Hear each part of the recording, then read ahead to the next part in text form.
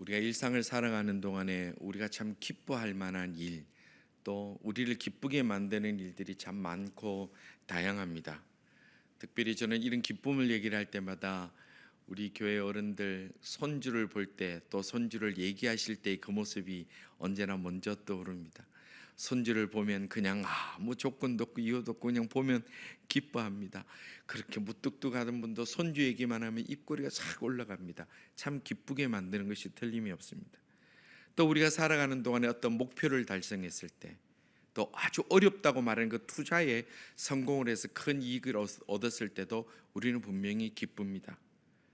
또 우리가 이 여름날이 되어 가니까 아름다운 자연이 있는 곳에 가서 산책도 하고 캠핑도 하고 그래도 참 행복하지요. 거기다가 그 자연 안에서 삼겹살이라도 구워 먹으면 그거보다 행복한 때가 없습니다. 우리를 행복하게 만들고 우리를 기쁘게 만드는 것들은 우리 삶에 참 많고 다양하게 있습니다. 뭐 멀리 갈 것도 없습니다. 아침에 푹 자고 일어나서 상쾌한 아침을 만나도 우린 참 기쁩니다. 그리고 또 날씨가 좋아도 참 기쁘고, 근데 오늘은 날씨가 이러니까 저는 이렇게 비가 오고 저기압일 때는 교회를 따에 각오를 하고 와요. 오늘 우리 교인들 아멘 안 하겠구나. 우리 교회 날씨를 엄청 타요. 그래서 근데 해가 또 쨍하면 또 그것도 기쁘고. 여러분들은 언제 여러분들을 웃게 만들고 기쁘게 만듭니까? 무슨 일이 여러분들을 기쁘게 만들고 웃게 만듭니까? 여러분들이 어떤 것이 있을까요? 한번 생각해 보십시오. 여러분들 살아오는 동안에 어떤 일이 가장 기뻤습니까? 어떤 일이 가장 나를 환하게 웃게 만들었습니까? 저도 이 말씀 준비하면서 여러 가지가 떠오르는데 참 우리 주변에 나를 기쁘게 하고 즐겁게 하는 것들이 많이 있습니다. 우리가 이렇게 기뻐하는 것들 중에도 신앙생활에서도 주는 기쁨이 참으로 큰 것들이 있습니다. 내가 사모하고 나온 그 예배 시간을 통해서 하나님이 주신 은혜를 흠뻑 받고 돌아갔을 때 그 세상의 어떤 표현으로 말하기 어려운 그런 기쁨이 있습니다.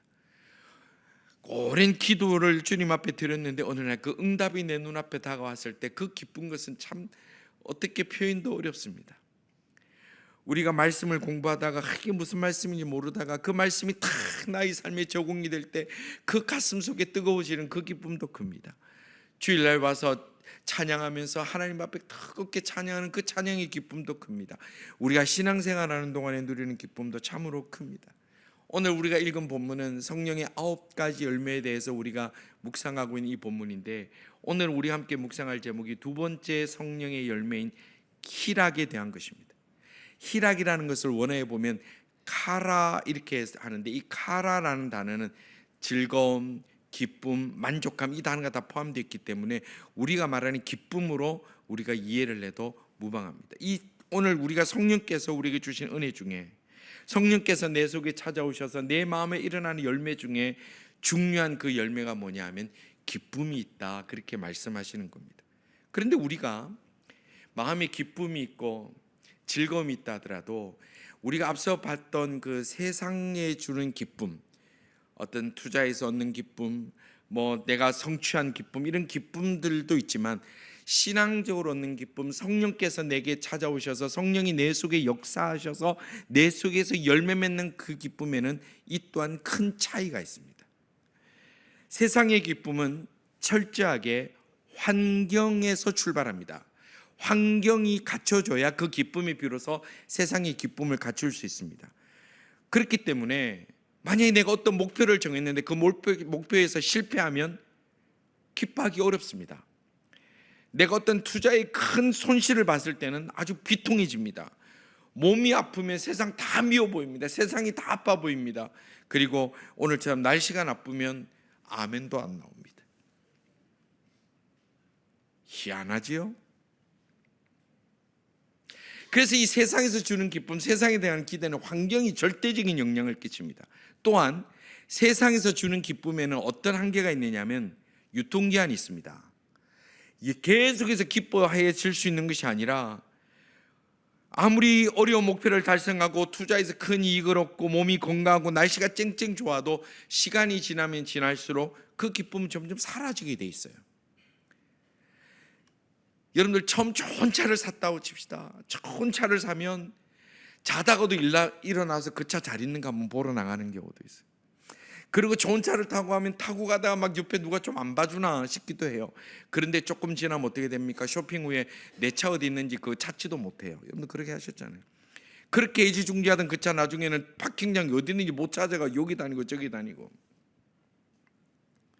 처음에 큰 돈이 통장에 들어있으면 보기만 해도 든든하고 기분 좋습니다. 시간이 지나면 더 불어나지 않으면 사람이 불안해지기 시작하는 거예요. 친구들이 아픈 얘기를 들으면 아이고 나는 그렇게 안 아프니까 괜찮다 생각이 들지만 그 마음도 시간이 지나면 내 옆구리에 이 지방이 안 빠지는 것 때문에 불평하게 되는 거예요. 아이 나는 왜 살이 안 빠져? 날씨 좋은 것 때문에 감사하지만 시간이 지나면 남들은 이 좋은 날씨에 플로리다 가서 골프 치는데 나는 지금 부엌에서 뭘 하나, 그리고 또 원망이 생기는 거예요. 그렇기 때문에 우리가 이 세상에서 있는 이 누리는 기쁨에는 다 한계가 있고 유통기한이 있고 그리고 그 모든 조건들이 있다는 거예요. 그런데 오늘 성경에서 말씀하시는 이 기쁨, 희락, 카라라고 말하는 이 말씀의 뜻은 세상이 말하는 기쁨과 전혀 다른데, 근본적으로 뭐냐면 성령을 내 마음에 모시고 사는 사람은 환경의 영향을 받지 않는, 시간이 지난다고 사라지지 않는 그런 기쁨을 누릴 수 있다. 그 기쁨이 삶의 열매로 드러난다. 성경은 그렇게 말씀하시는 겁니다. 성도 여러분, 우리 성도들 세상에 있는 기쁨, 세상에서 만족 많이 얻으시기를 바랍니다. 그것이 잘못됐다는 건 아닙니다. 그러나 그 모든 것들 위해 성령님께서 내 마음에 함께 하셔서 내가 예수님 때문에, 하나님 때문에, 성령이 내게 역사하심 때문에 세상이 빼앗지 못하는 변질되지 아니하고 유통기한이 없고 조건이 없는 기쁨으로 정말로 기뻐하는 참 기쁨을 누릴 수 있는 우리 모든 성도들, 하나님의 백성들 다 되시기를 주님의 이름으로 축원합니다. 우리가 하나님을 믿는다고 하면서 자꾸 조건을 따지고 자꾸 이유를 따지고 환경을 따지고 시간을 따진다면 우리는 그것은 하나님이 주시는 이유 없는 기쁨이라고 보기 어렵다라는 겁니다. 하박국 선지자는 하박국을 통해서 진짜 기쁨이 뭔지, 진짜 그리스도를 마음의 주인으로 모시고 사는 사람이 기쁨이 뭔지, 하늘나라의 소망을 가지고 살아가는 기쁨이 무엇인지 하박국 3장 17절 18절에 이렇게 노래하며 감사하고 있습니다. 비록, 우리 다 같이 읽어볼까요?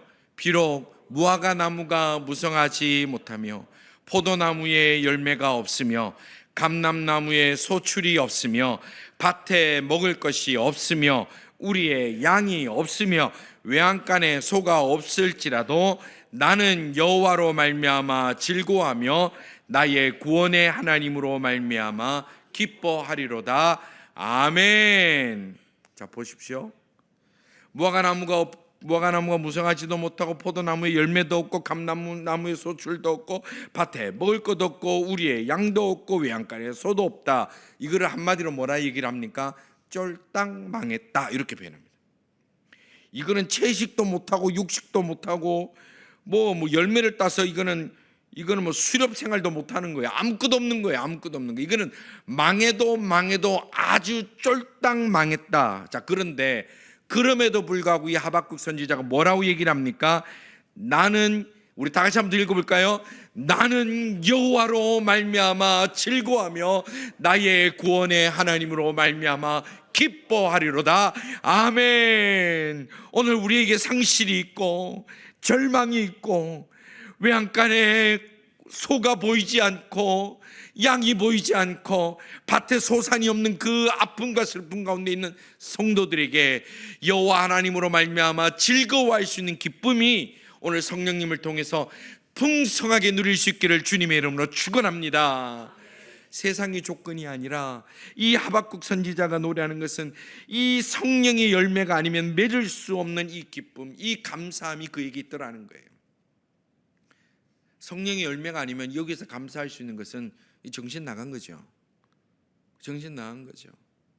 그런데 성령의 열매로 일어나는 이 기쁨은 내가 원하는 대로 되지 않아도, 환경이 나아지지 않아도, 내 몸에 있는 질병이 시원하게 낫지 않아도 하나님이 나의 하나님 되심 그 자체로 기뻐할 수 있다는 것이 바로 성령께서 주시는 기쁨의 근본적인 이유라는 겁니다. 여러분들, 우리가 살아가는 동안에 기뻐할 이유도 많지만 기뻐할 이유가 많습니까? 고통스럽고 때로는 고민되는 이유가 많습니까? 학자들의 얘기를 보면 그 후자가 훨씬 많다라는 거예요. 그럼에도 불구하고 우리가 그 일 때문에, 그 문제 때문에, 그 질병 때문에, 그 어려움 때문에 고통한다면 우리의 인생은 기쁨이라고는 찾아볼 수가 없게 된다는 거예요. 하나님을 믿는 사람들은, 하나님이 내 속에 있는 분은, 성령께서 나를 주장하시는 분은 그 모든 상황이 어떠할지라도 그럼에도 불구하고 하나님 앞에 내가 기쁨을 찾는 그 기쁨의 복을 누려야 되는 것입니다.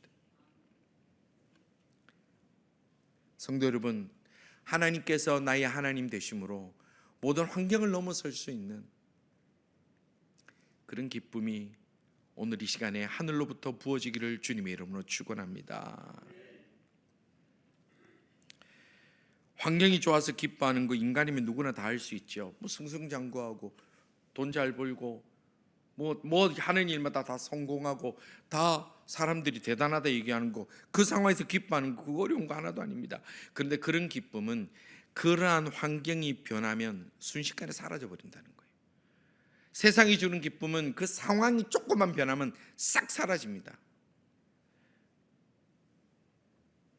사도 바울이 로마의 감옥에 갇혔습니다. 그리고 사형 선고를 받았습니다. 언제 죽을지, 언제 목이 날아갈지 모르는 상황에서 그는 그곳에서 그동안 사역했던 그 교회들을 향하여 편지를 썼습니다. 그 편지가 에베소서, 빌립보서, 빌레몬서, 골로새서, 이 에피골몬 이렇게 합니다. 이 편지를 썼는데 그 중에 빌립보서를 우리가 주목해 볼 필요가 있는데, 오늘 내가 목이 날아갈지, 오늘 죽을지 모르는 그 노사도가 빌립보 교회를 향하여 편지를 쓸 때 그 빌립보서의 핵심 구절이 뭐냐, 핵심 메시지가 뭐냐, 빌립보서 4장 4절 말씀입니다. 이 또한 우리 다 같이 읽어봅시다. 주 안에서 항상 기뻐하라. 내가 다시 말하노니 기뻐하라. 아멘. 가능한 일입니까? 지금 감옥에 갇혀서 이제 언제 목이 달아날지 모르는 그 상황에서 빌립보 교회를 향하여 그가 권면하는 것은 주 안에서 항상, 조건에 따라가 아니라 항상 기뻐하라. 내가 다시 말하노니 기뻐하라. 그래서 이 빌립보서를 우리가 기쁨의 서신이다, 그렇게 이름을 붙입니다. 그리스도인은, 성령께서 내 속에 역사하는 사람은 환경 때문에 나의 기쁨을 빼앗기지 않습니다. 그리스도인이라는 사람들은 질병 때문에 내가 하나님 앞에 나가는 이 마음의 기쁨이 사라지지 않습니다.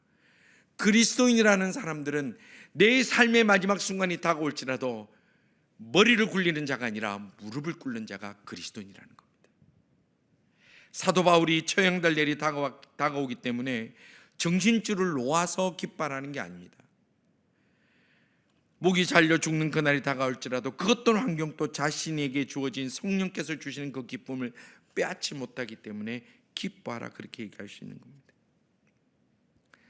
여러분, 우리가 아무리 그리스도인이라고 하지만 세상과 환경의 영향을 받지 않을 수는 없죠. 그렇지 않습니까? 저도 근심 걱정이 엄청 많은 사람입니다. 조금만 걱정되면 걱정했다가 또 조금만 괜찮아지면 또 좋아했다가 또 그러다가 또 어려운 일이 생기면 또 막 고민했다가 또 조금만 그 문제 해결되면 막 웃었다가, 그런 것도 저도 인생이고 우리들의 인생입니다.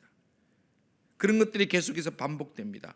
그럼에도 불구하고 성령님께서 우리에게 충만하게 찾아오시면 어느 날 예전에는 내가 이런 상황에서 잠도 못 자고 밤새 고민했었는데 오늘 내가 푹 잤네.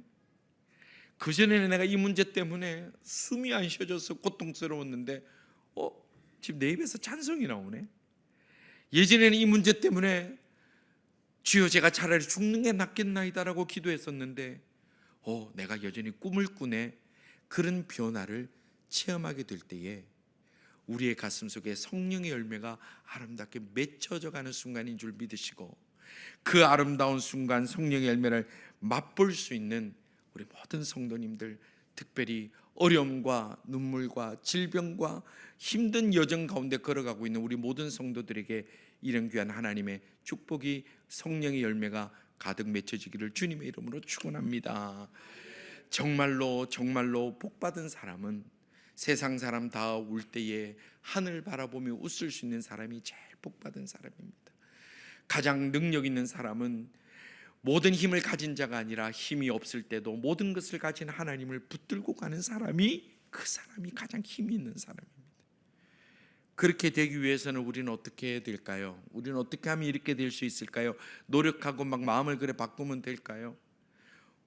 그렇게 되기 위해서는 우리의 모든 기쁨이 언제나 하나님과 맞닿아 있어야 된다는 거예요. 언제나 하나님과 이렇게 딱 맞닿아 있어야 우리 그 기쁨이 그렇게 유지될 수 있다는 겁니다. 내가 기뻐하는 이것이 하나님도 정말 기뻐하시는 것일까? 라는 질문을 계속해서 해야 되는 거예요. 내가 즐거워하는 이것이 우리 하나님도 참 즐겁다라고 우리에게 말씀해 주시는 하나님의 은혜인가를 날마다 순간마다 점검해야 되는 거예요. 내가 즐겁다고 모든 것이 즐겁고 아니고, 내가 기쁘다고 모든 것이 기뻐지는 것이 아니라, 이것이 정말 하나님도 함께 기뻐하시고 하나님의 은혜가 있는 기쁨인가를 우리는 점검하고 나가야 되는 것이 너무나 중요하다는 겁니다. 우리가 예수님 믿는다고 하면서도 도박을 하고 사기를 쳐가지고 돈이 더 많이 생긴 것을 하나님이 내게 주신 복이다, 그렇게 말해서는 안 된다라는 거예요. 내가 예배와 바꿔서 예배 시간과 바꾸고 하나님 앞에 받은 그 사명을 바꾸면서 다른 세상적인 일, 나의 기쁨을 향해 쫓아가서 얻은 기쁨과 만족이 있는데 이거 하나님 또 인정해 주시네, 괜찮네 라고 생각해서는 안 된다라는 거예요. 다른 사람이 피눈물 흘리면서 내가 얻은 만족, 내가 얻은 성취를 가지고 하나님이 내게 주신 은혜다, 그렇게 해서도 안 된다라는 거예요. 그러나 우리가 그런 일들을 얼마나 흔하게 봅니까? 예수는 잘 믿는다고 하는데 다른 사람 가슴 아프게 하고, 교회 중직자라고 하는데, 제가 아는 분이 있어요. 중직자라고 하는데 여기도 사기죄로 걸리고 저기도 사기죄로 걸려 들어가가지고, 아니 그거 들어갔다 나오면 부끄러울 줄 알았는데 마치 무슨 십자가 고난당한 것처럼, 무슨 고난의 행군처럼 그렇게 얘기하는 그런 사람이 있더라니까요. 다른 사람 피눈물 흘리는 거 보면서 자기가 하나님의 뜻을 이뤘다고 만족해하는 사람이 있더라니까요. 여러분들, 하나님 그거 기뻐하지 않습니다. 우리의 기쁨이 성령의 열매로 온전히 맺히기 위해서는 하나님의 마음과 우리가 맞닿아 있어야 되는 거예요.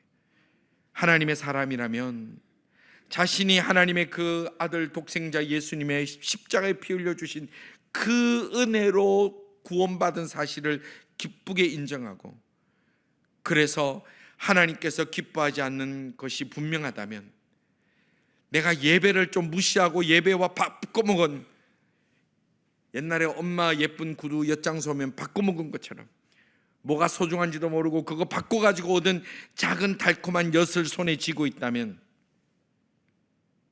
그 기쁨 때문에, 그 만족 때문에 여러분들 기억하십시오, 언젠가는 그것 때문에 넘어집니다. 하나님의 사람 아니면 괜찮습니다. 그렇게 살다가 자기 뜻대로 욕망대로 살다가 그냥 저 지옥 가니까 괜찮습니다. 그러나 하나님의 사람이라면, 내가 예수 그리스도의 십자가로 구원받은 것에 그 구원의 감격을 분명히 안다면, 내가 하나님의 마음을 아프게 하며 얻은 나의 이 땅의 기쁨이 언젠가는 반드시 우리의 발목을 잡게 됩니다. 이것은 무서운 얘기입니다. 성도 여러분, 예배 시간을 바꿔가지고 친구들 따라 골프장 가서 홀이론 하는 거, 그래도 하고 싶죠. 한 번쯤 바꿔서 홀이론 한번 하고 싶지 않으세요? 세상에서는 박수 쳐주죠. 하나님 앞에서 축복의 문을 막는 문입니다. 하나님의 사람이라면. 부모의 한숨 소리를 전혀 개의치 않고 자기의 기쁨을 위해서 사는 자녀를 뭐라고 부릅니까? 불효자, 그렇게 합니다. 하나님의 마음을 전혀 개의치 않고 자기 즐거움을 위해 사는 교인을 뭐라고 그럽니까? 그 사람을 불신자라고 합니다. 그렇기 때문에 내가 그리스도인으로 살아가겠다 결심했다면, 내가 그렇게 마음을 먹었다면, 우리의 기쁨과 즐거움마저도 하나님의 마음이 어떠하신지 살펴봐야 된다는 거예요. 여러분들, 그리스도인은 세상이 즐겁다고 기뻐한다고 우리가 그 기쁨이 정당한 거 아닙니다. 노아 시대 때 노아를 제외한 모든 사람들은 세상에서 아주 잘 살았습니다. 기뻐했습니다. 말씀을 지키는 노아만 저 사람 미쳤다고 생각했습니다. 소돔과 고모라는 풍성한 도시였습니다. 모든 것이 풍성했습니다. 그러니까 나중에 소돔과 고모라의 가장 큰 특징이 뭡니까? 동성애를 즐기는데, 성경에 보니까 롯의 가정에 천사가 들어왔는데 그거를 외부인이 들어왔으니까 뭐라고 합니까? 찾아가서 그 사람들 내놔라, 내가 서로 관계하겠다, 전부 다 동성애하겠다고 끄집어내는 그런 시대였습니다. 그때 그 소돔과 고모라는 다 재밌었고 다 행복했었고 다 기뻐했습니다. 살아있는 아버지에게 유산 내놔라고 받아가지고 떠난 둘째 아들 타국에 가서 돈 썼을 때 신났을 거 아니에요. 얼마나 신났을까요? 자, 그런데 그 모든 것의 결과가 어떻게 성경은 말씀합니까? 한마디로 비참함입니다. 비참함입니다. 우리가 하나님을 근심하게 만들면서 누리는 기쁨의 결과는 아무 소득이 없다라는 거예요.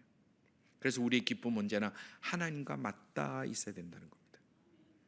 우리 모두의 기쁨이 근원이, 기쁨의 이유가 언제나 하나님의 기뻐하심으로부터 나와서 닫히지 않는 축복의 문을 활짝 열고 그 길로 나아갈 수 있는 우리 모든 성도님들과 우리의 가정과 우리 교회 공동체가 되기를 간절히 소원합니다.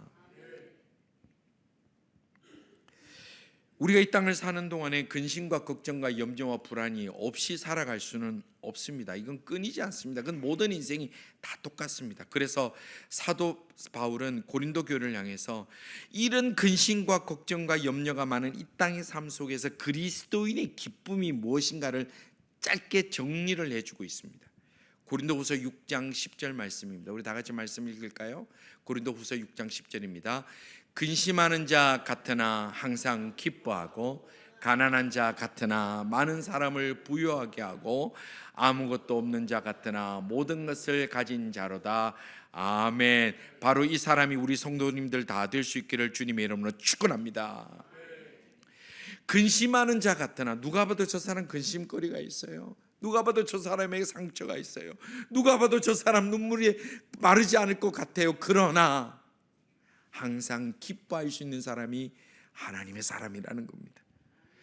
가난해 보입니다. 갖고 싶은 거 가지지 못합니다. 먹고 싶은 거 먹지 못합니다. 입고 싶은 거 입지 못합니다. 그럼에도 불구하고 그 사람 때문에 모든 사람이 부욕해 되는 그 축복의 통로가 되는 자가 바로 성령의 열매를 맺는 하나님의 사람들이고, 오늘 우리들이 되기를 간절히 소원합니다. 아무것도 없는 자 같은데 보니까 모든 것을 가진 자처럼 살아갑니다. 그 사람이 바로 그리스도인인데, 그 그리스도인들이 우리들이 될 수 있는 복이 있기를 또한 주님의 이름으로 축원합니다. 예배 시간에 모여 교회 모여 교제할 때마다 나는 이런 걱정이 있고, 나는 가난하고, 나는 가진 것도 없고, 그렇게 그 없는 것과 세상의 관점으로 근심하고 걱정한다면 이곳에 무슨 하나님의 은혜가 영광이 있겠습니까? 예, 없을 수 있습니다.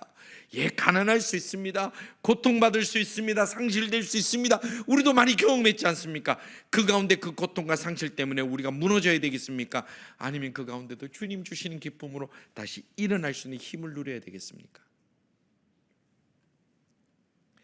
사도 바울은 바로 이런 사람이 그리스도인의 모습이다 이렇게 말씀합니다.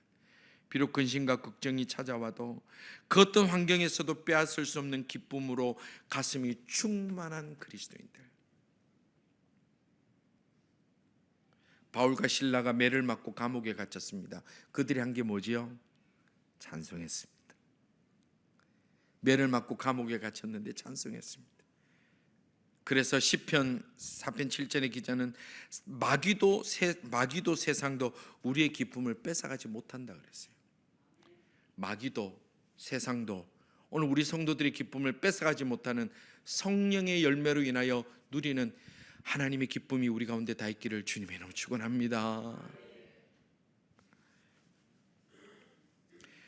진화하는 강아지만 보면 평소에 웃지도 않는 분이 싹 웃는 분이 있습니다. 그분은 틀림없이 애견가입니다. 맞죠? 어떤 가끔 보면 길에서 보이지 않으면 막 할아버지 수염 일어났는데 가만히 조그마한 강아지만 가면 환하게 웃으면 강아지에게 마치 막 대화하듯이, 그러면 그건 개를 좋아하는 애견가예요. 이따가 지나가다가 동네 좋은 술집만 생기면 환하게 웃으면서 마치 막 뭔가를 발견한 것 한 분은 누구예요? 애주가요. 그렇죠. 평생 말도 안 하고 턱 3일 굶은 시어머니 표정으로 있다가 담배 한 대 하시죠. 툭툭 들어주면 그때서 환하게 웃으면 이 사람 누구예요? 애연가. 그런데요, 길을 가다가 하늘을 봐도 시굽고 땅을 봐도 시굽고 지나간 사람 보고도 사굽고 자기가 미워하는 사람 보고도 사굽고 싫은 일이 생겨도 시굽고 어려운 일이 생겨도 시굽는 사람을 우리는 뭐라고 부릅니까? 그리스도인이라 부르고 제일교회 성도라고 부르게 되기를 기대합니다. 이 와중에도 아멘 안 하니 이 결단력을 어떻게 해석할까요? 날씨 탓으로 돌리겠습니다.